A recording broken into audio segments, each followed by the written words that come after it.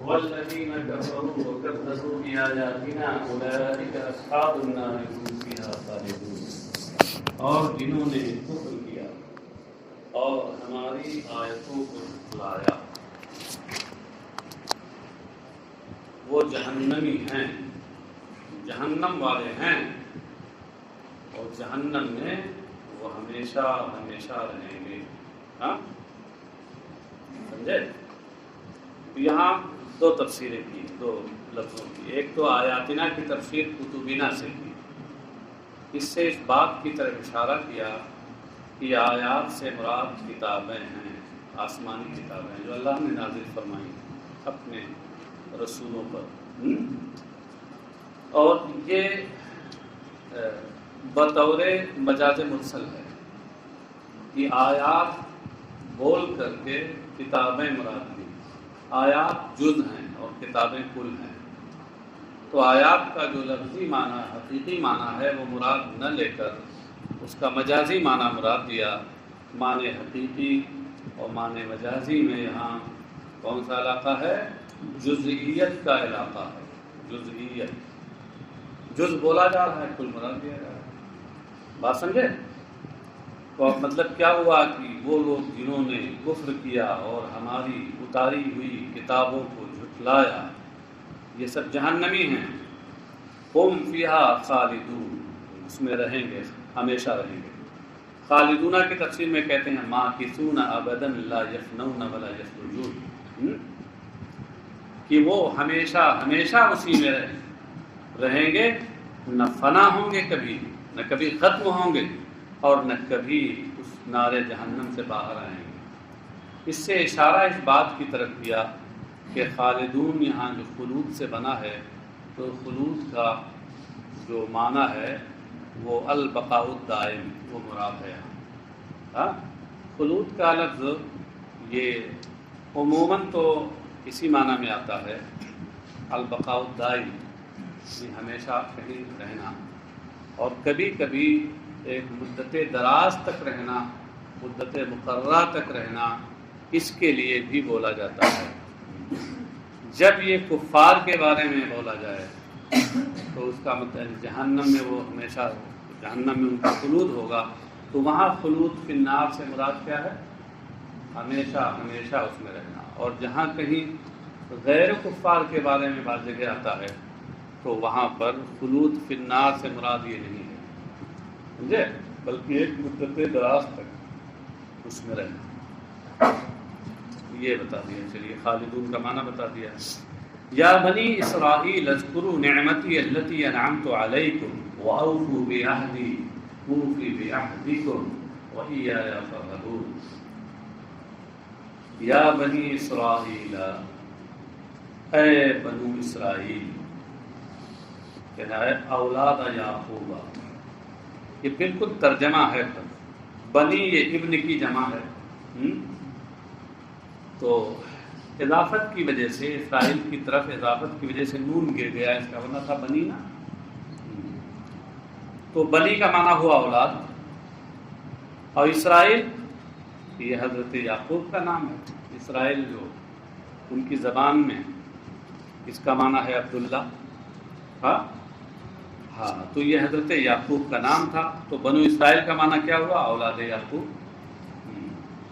یہ یہود اپنے کو یہی کہتے ہیں نا کہ ہم حضرت یعقوب کی اولاد ہیں.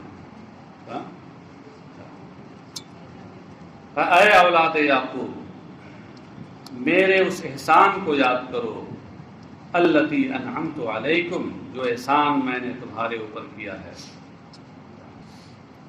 تم پر کیا ہے کیا مطلب؟ اے علی آبائکم، کیونکہ یہاں اس وقت خطاب ان یہودیوں سے تھا، ان بنی اسرائیل سے جو نبی اکرم صلی اللہ علیہ وسلم کے زمانے میں تھے. تو ظاہر ہے جن احسانات کا یہاں ذکر ہو رہا ہے وہ احسانات براہ راست اس زمانے کے یہودیوں پہ نہیں ہوئے تھے، بلکہ ان کے آباء و اجداد پر پہلے ہوئے تھے. خصوصیت کے ساتھ حضرت موسیٰ کے زمانے میں زیادہ ہوئے تھے. تو انعمت علیکم کا اگر معنی ظاہر رکھا جائے تو پھر اعتراض پڑے گا کہ ان پر کیا احسانات اللہ کے ہوئے، اس لیے کہنا ہے علی آبائکم، اشارہ کیا اس بات کی طرف کہ یہاں پر مضاف محذوف ہے، علیکم سے مراد ہے علی آبائکم و اجدادکم، وہ احسانات کیا تھے؟ من الانجائی، یہ من بیانیہ ہے اور یہ اسی نعمتی التی کا بیان ہے یہاں سے، من الانجائی من فرعون، مثلا فرعون سے نجات دینا، وفلق البحر، اور دریا کو پھاڑ دینا، یعنی دریا کو پھاڑ کے راستہ بنا دینا تمہارے لیے، وتذلیل الغمام، اور بادل کا سایہ فگن کر دینا، بادل کو تمہارے اوپر سایہ فگن کر دینا، بادل کا سائبان تمہارے اوپر لگا دینا، وغیر ذالک، اور اس کے علاوہ اور جو نے احسانات ہیں، تو یہ وہ احسانات جو تمہارے آباء و اجداد پر کیے گئے ہیں، ان کو تم یاد کرو۔ اب یہ کہ ان کو کہا جا رہا ہے کہ تمہارے اوپر کیے گئے ہیں، اس کی وجہ یہ ہے، نیچے محشی نے لکھا ہے کہ فإن نعمت الآباء علی الأبناء، اس لیے کہ باپ پر اگر احسان ہو تو یوں سمجھنا چاہیے کہ وہ بیٹے پہ احسان ہے، باپ بیٹے کا جو رشتہ ہے بڑا گہرا ہوتا ہے، تو باپ پر کا جو محسن ہوتا ہے وہ بیٹے کا بھی محسن ہوتا ہے، اسے اپنا محسن سمجھنا چاہیے اسے۔ تو ان احسانات کو یاد کرو، یاد کرنے کا سے کیا مراد ہے؟ بِأَن تَشْكُرُوهَا بِطَاعَتِي، اس طور پر کہ میری فرما برداری کر کے ان احسانات کا شکر ادا کرو۔ بِأَن تَشْكُرُوهَا بِطَاعَتِي میں بائے تصویر ہے، اور اذکروا نعمتی کی یہ تفسیر ہے، ذکر النعمہ کی۔ نعمت اور احسان کو یاد کرنے کا مطلب کیا ہے؟ ان احسانات کا شکریہ ادا کرنا، شکر ادا کرنا۔ وَأَوْفُوا بِعَهْدِي، اچھا یہ بطاعتی سے یہ بات سمجھ میں آئی کہ وہ شکر زبان سے نہیں ادا کرنا، عمل کے ذریعے ادا کرنا، طاعتی میری فرما برداری کر کے، کیونکہ شکر کبھی زبان سے ہوتا ہے شکر نعمت، اور کبھی اعضائے ظاہرہ سے ہوتا ہے، اور کبھی دل سے ہوتا ہے۔ تین صورتیں ہوتی ہیں اس کی شکر ادا کرنے کی۔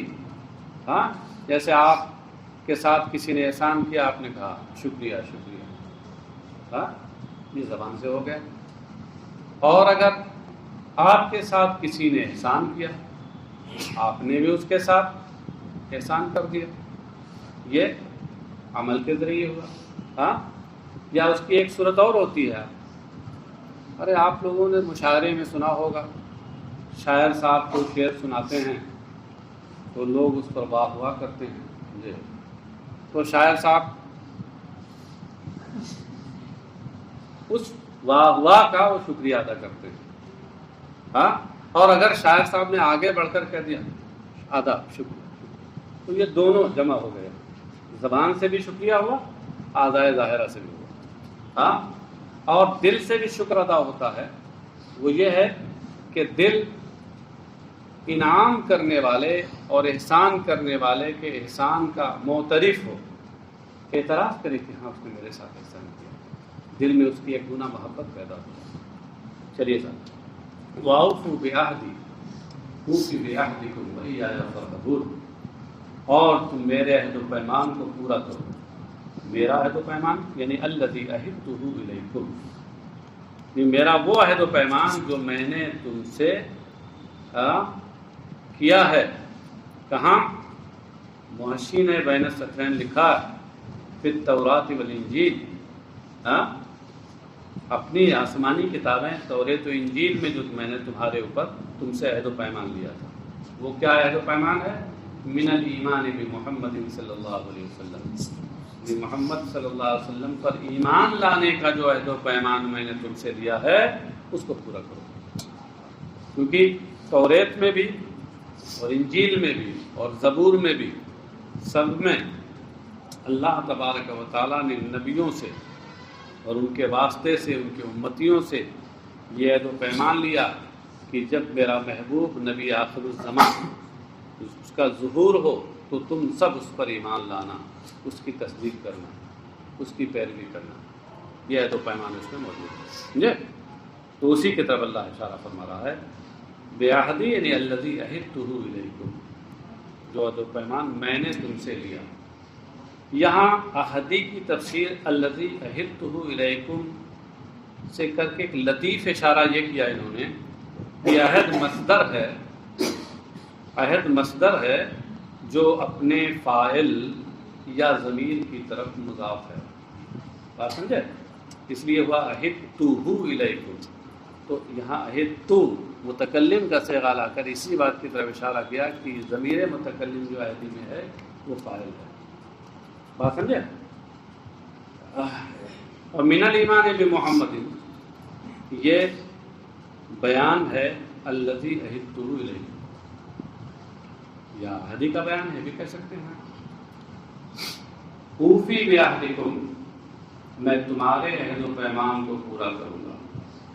یعنی الذی عہدتہ الیکم من الثواب علیہ بدخول الجنہ، اس عہد و پیمان کو پورا کروں گا جو عہد و پیمان تم سے میں نے کیا ہے جنت میں داخلے کے ذریعے، اس پر ثواب دے کر، ثواب کے ذریعے.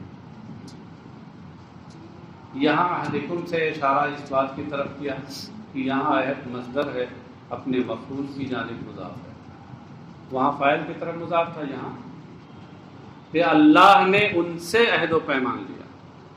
تو عہد و پیمان کا فاعل کون ہوا؟ اللہ. اور جن سے لیا وہ مفعول ہوئے نا. ہاں، تو پہلی جگہ بعہدی میں مصدر کی اضافت ہو گئی فاعل کی طرف، اور عہدکم میں مفعول کی طرف. وَإِيَّايَ فَارْهَبُونِ، اور مجھی سے ڈرو. خافون، یہ بالکل ارہبون کا ترجمہ کر دیا ہے. رہب یرہبو کا معنی ہوتا ہے خاف یخاف. تو ارہب کا معنی کیا ہوگا؟ خف. ارہبو کا معنی کیا ہوگا؟ خافو. بالکل لفظی ترجمہ ہے جی، بلا وجہ آپ لوگ اتنا خوف زدہ تھے اس سے. اور مجھی سے ڈرو فی ترک الوفاء بہ دون غیری. مجھی سے ڈرو یعنی اس عہد و پیمان کو چھوڑنے میں، وفا کا معنی ہوتا ہے پورا کرنا. اس عہد و پیمان کی تکمیل چھوڑنے میں، یعنی عہد و پیمان چھوڑنے میں کر دو تبھی ترجمہ ہو جائے گا. اس عہد و پیمان کے چھوڑنے میں تم مجھ سے ڈرو، میرے علاوہ سے نہیں. یہ دونہ غیری نکال کر اس بات کی جانب اشارہ کیا ہے کہ وَإِيَّايَ فَارْهَبُونَ میں حصر ہے کہ تقدیم و ما حقہ تاخیر یفید الحصر والتخصیص. جب کسی چیز کو اس کے مقام سے پہلے لے آیا جائے، مقدم کر دیا جائے، تو علماء معانی باب القصر میں یہ بیان کرتے ہیں کہ اس سے قصر پیدا ہوتا ہے، حصر پیدا ہوتا ہے. قصر ایک ہی چیز ہے، تخصیص و شیء بشیء. یہی نا قصر و حصر. علم المعانی تو پڑھتے ہوں گے نا آپ لوگ. ارے مختصر المعانی نہیں پڑھ رہے ہو؟ ارے ابھی نہیں پڑھ رہے ہو؟ اب مقدمہ پڑھ رہے ہو، اس میں آگے آئے گا، دیکھ لینا جا کے. اب تو اتنا پڑھ چکے ہو کہ آگے دیکھ سکتے ہو. اور دروس البلاغہ میں پڑھ چکے ہو گے. چلیے صاحب، قصر کی بہت سی صورتیں ہوتی ہیں، ان میں سے ایک تقدیم ما حقہ التاخیر یہ بھی ہے کہ جس کا مقام بعد میں ہو اس کو پہلے لے آیا جائے. وَآمِنُوا بِمَا أَنزَلْتُ مُصَدِّقًا لِمَا مَعَكُمْ، اور اس کتاب پر ایمان لاؤ جو میں نے اتاری، اس حال میں کہ وہ کتاب اس کتاب کی تصدیق کرنے والی ہے جو کتاب تمہارے ساتھ ہے، تمہارے پاس ہے. تو اس میں یہ بتا رہے ہیں کہ یہاں ایک ہے ما انزلت، اس میں بھی ما سے مراد کتاب ہے، اور مصدقا لما معکم میں جو ما ہے اس سے مراد بھی کتاب ہے. پہلی جگہ ما سے مراد قرآن ہے، دوسری جگہ ما سے مراد توریت ہے. تو مطلب کیا ہوا کہ قرآن پر ایمان لاؤ جو میں نے ابھی اتاری، اس حال میں کہ یہ قرآن اس توریت کی تصدیق کرتا ہے جو توریت تمہارے پاس ہے کہ جس پر تم ایمان رکھتے ہو. اچھا، اب یہ سوال پیدا ہوا کہ یہ قرآن توریت کا مصدق اس کی تصدیق کرتا ہے، حالانکہ آپ لوگ تو کہتے ہیں کہ قرآن ناسخ ہے توریت اور انجیل، مصدق کیسے ہوا؟ مصدق کا کیا مطلب ہے؟ اور یہ تصدیق کس حد تک ہے؟ بِمُوَافَقَتِهِ لَهُ فِي التَّوْحِيدِ وَالنُّبُوَّةِ، یعنی اصل جو بنیادی عقائد ہیں ان میں یہ اس کے موافق ہے اور اس کو سچی قرار دینے والی ہے کتاب۔ تو توحید اور نبوت کا معاملہ یہ تو کبھی نہیں بدلے گا۔ اس میں جس طریقے سے توریت میں موسیٰ کو نبی کہا گیا، انجیل میں عیسیٰ کو نبی کہا گیا، تو قرآن توحید کے معاملے میں، اللہ کے ایک ہونے کے معاملے میں اور نبوت کے معاملے میں اس کے موافق ہے۔ تو یہ بے موافقتی کے لوگوں میں بھی بائے تصویر ہے، اور یہ اس کا جو مدخول ہے موافقتی لہو، یہ مصدقن کے مصدر کی تصویر و تفسیر ہے۔ یعنی تصدیق کا مطلب بتا رہے ہیں کہ تصدیق کا کیا مطلب ہے، موافق ہونا۔ وَلَا تَكُونُوا أَوَّلَ كَافِرٍ بِهِ، اور تم اس پر، اس کے ساتھ سب سے پہلے کفر کرنے والے نہ بن جاؤ۔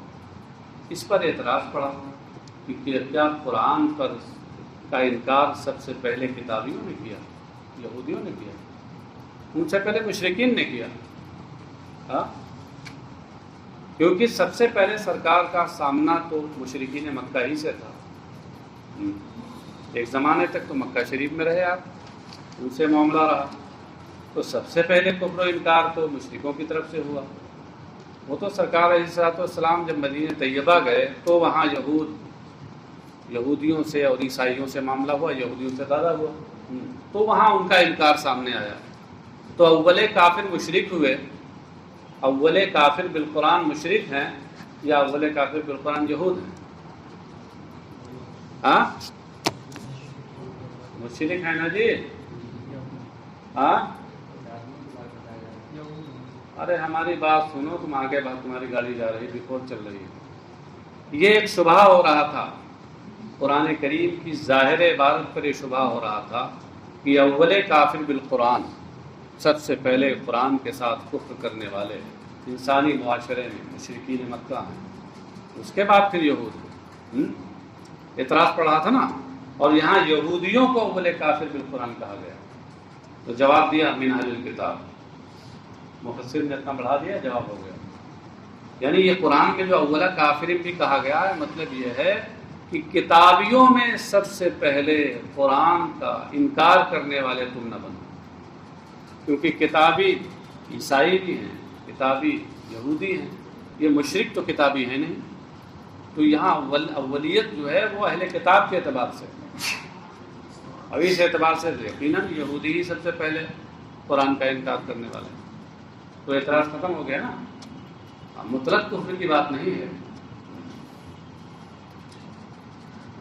لِأَنَّ خَلْفَكُمْ تَبَعًا لَكُمْ فَإِثْمُهُمْ عَلَيْكُمْ، یہ کیوں نہ کرو، اس لیے کہ تمہارے بعد آنے والے تمہارے پیروکار ہوں گے تو ان کا گناہ بھی تمہارے سر ہوگا، ان کا گناہ بھی تمہارے اوپر ہوگا۔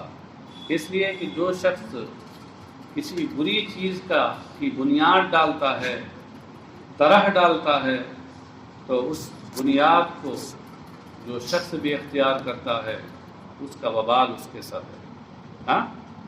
یہ پہلے سے یہ طریقہ رہا ہے، اور حدیث شریف میں اس کی صراحت ہے، من سن فی الاسلام سنۃ حسنہ فلہ اجرھا واجر من عمل بها من غیر ان ينقص من اجورهم شیء، ومن سن فی الاسلام سنۃ سیئۃ فلہ وزرها ووزر من عمل بها من غیر ان ينقص من اوزارهم شیء۔ کیوں؟ اسلام میں جو نیا طریقہ ایجاد کرتا ہے، اچھا طریقہ ایجاد کرتا ہے، تو اس کے لیے اس کا ثواب ہے، اور اس کے بعد جو لوگ آئیں گے اس پر عمل کریں گے ان کا بھی ثواب ہوگا، بغیر اس کے کہ اس کے عمل میں کچھ کمی ہو۔ اور جو برا طریقہ ایجاد کرے گا تو اس کا وبال تو اسے ملے گا ہی، اس کے بعد جو لوگ اس پر چلیں گے بعد میں ان کا کے برابر بھی وبال اسی کو ملے گا، ان لوگوں کے وبال اور گناہ میں کمی کیے بغیر۔ چلیے صاحب، تو اسے اسلام کی قید جو لگائی ہے وہاں حدیث میں، وہ اس سے سمجھ میں آیا کہ یہ قید اعتراضی نہیں ہے، اتفاقی ہے۔ غیر اسلام میں بھی یہ بات ہے کہ کوئی برا طریقہ اگر ایجاد کرتا ہے تو اس صورت میں اس کو جھیلنا پڑے گا بعد میں۔ وَلَا تَشْتَرُوا بِآيَاتِي ثَمَنًا قَلِيلًا، اور میری آیتوں کے بدلے میں معمولی پونجی نہ لے لو، میری آیتوں کو معمولی پونجی کے عوض نہ بیچو۔ لا تشترو کی تفسیر تستبدلو سے کی ہے، یعنی لا تستبدلو، اس سے اشارہ کیا کہ اشترا بمعنی استبدال ہے بطریق استعارے تشریحیہ طبعیہ، جس کی صلاح تشریح سے پہلے ہم کر چکے ہیں۔ اولئک الذین اشتروا الضلالۃ بالہدی میں حفظ من حفظ ونسی من نسی التی فی کتابکم من آیات محمد صلی اللہ علیہ وسلم، میری ان آیتوں کو کہ جو تمہاری کتاب میں ہے۔ اس سے اشارہ کیا کہ آیاتی میں جو اضافت ہے یہ اضافت برائے عہد خارجی ہے۔ اس یہاں آیات سے مراد وہ خاص آیتیں ہیں جو یہودیوں کی کتاب توریت میں ہیں۔ ان میں ہے کیا؟ من نعت محمد، یعنی محمد صلی اللہ علیہ وسلم کا وصف۔ اس میں نعت خواں لوگ بھی ہوں گے، بڑے خوش ہو گئے ہوں گے، سوچا ہوگا کہ نعت کا ذکر آ گیا۔ انہوں نے سوچا ہوگا کہ اس میں نعت توریت میں بھی ہے، نعت تلاش کرنی چاہیے، ہو سکتا ہے اس کی زمین، اس کا رنگ و آہنگ بڑا جماؤ ہو، تو اس کو پڑھ کر کے ہم کچھ زیادہ انعام حاصل کر لیں گے۔ یہ جناب وہ نعت نہیں ہے، عربی والی نعت ہے، اردو والی نہیں ہے، نعت بمعنی وصف ہے، صفت۔ کہیں سمجھ لیں، وہ ہوتا نہیں ساون، ایک ساتھ ساون میں اندھے ہوئے تھے تو سال بھر میں ہریالی سنتی تھی، ساون میں جس لوگ اندھے ہوئے تھے اور تب ہریالی ہی ہریالی تھی، تو اب اس کے بعد جب ساون چلا گیا، خشکی کا زمانہ آیا اور ہریالی ختم ہو گئی، تب بھی ان کو ہریالی ہی سوچتی تھی۔ تو ہمارے نعت خواں لوگ بھی ہر وقت ان کو وہی سوال رہتا ہے۔ چلیں صاحب، میں کچھ برا نہیں کہہ رہا ہوں آپ لوگوں کو، بس تھوڑا سدھار کر لیجیے اپنے اندر۔ ثمن قلیلا یعنی عوضا یسیرا، معنی بتا دیا، ثمن عوض قلیل یسیر، یعنی دنیا کی معمولی پونجی کہ اس کے بدلے میں نہ لو۔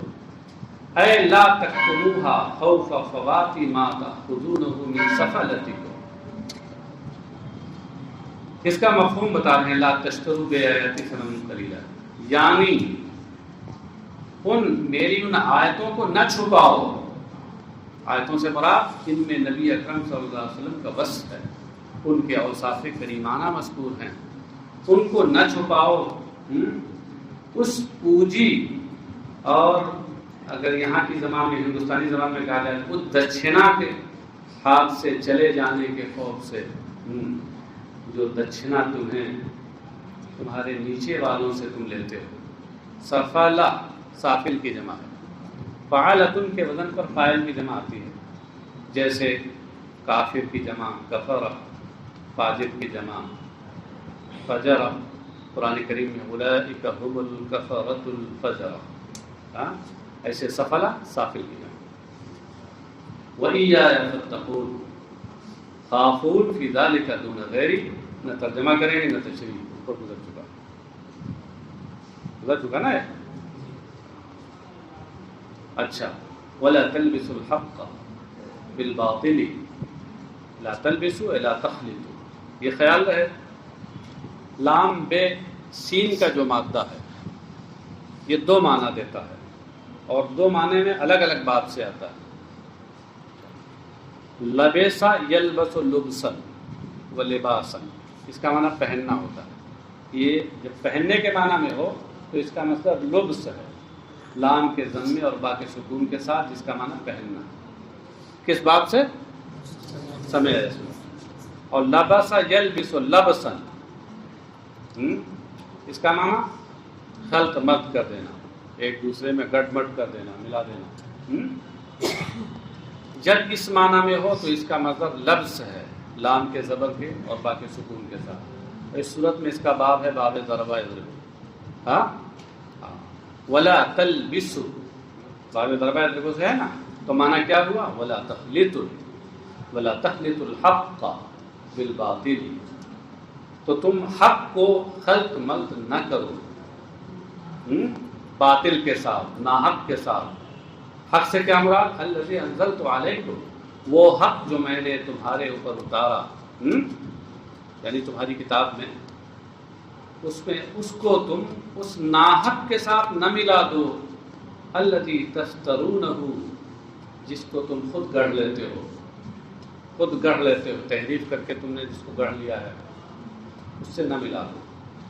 ولا تکتموا الحق، یہ تکتموا سے پہلے لا نکال کر اشارہ کیا کہ یہ محذوف ہے، تکتموا الحق کا کاف ہے، تلبسوا الحق ہے، اور حق کو نہ چھپاؤ، نعت محمد صلی اللہ علیہ وسلم وانتم تعلمون، اور جانتے ہوئے جان بوجھ کر تم محمد صلی اللہ علیہ وسلم کا وصف جو حق ہے اسے نہ چھپاؤ۔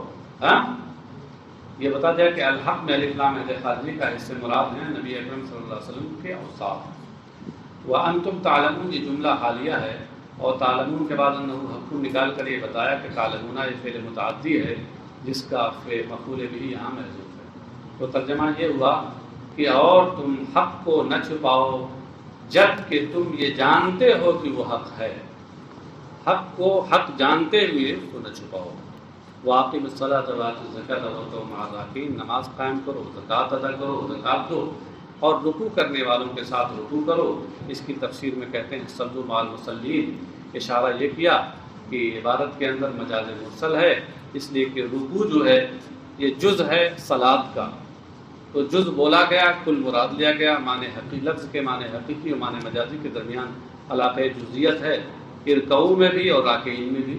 تو اب معنی کیا ہو گیا؟ صلوا مع المصلین، نماز پڑھنے والوں کے ساتھ نماز پڑھو۔ بات سمجھے؟ اب یہاں یہ کہ الراکعین میں سے مراد کون ہے؟ محمد و اصحابہ۔